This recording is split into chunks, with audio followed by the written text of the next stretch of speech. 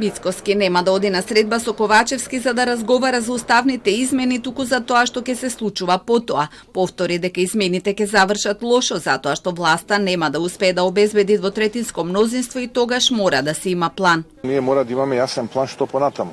Логично е дека повеќе нема ниту една причина оваа влада на ДУИ поддржана од СДСМ да остане ниту еден ден, да ги тормози граѓаните, да ги малтретира со нивната неспособност на отворена сцена, со криминалот и корупцијата и невладењето на право. И мислам дека логичен сплет на настаните после тоа е да се даде неповитлива оставка од страна на Димитар Ковачевски и пат на оваа влада и се она кој што следи потоа.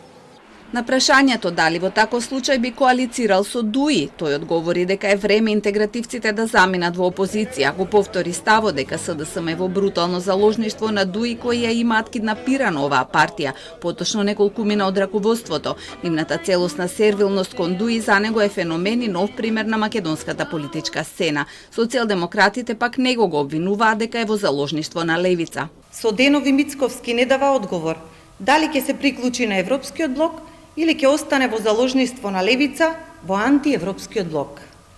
Ќе почекаме да слушнеме дали тоа што го кажува Мицковски во јавноста, ќе го каже и на средбата.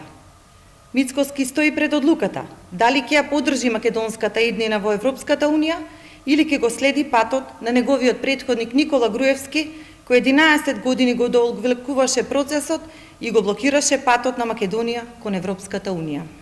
Премиерот го покани Мицкоски на средба преку медиумите, а тој на истиот начин ја прифати. Официјален договор за место, време и потенцијални теми за разговор се уште нема.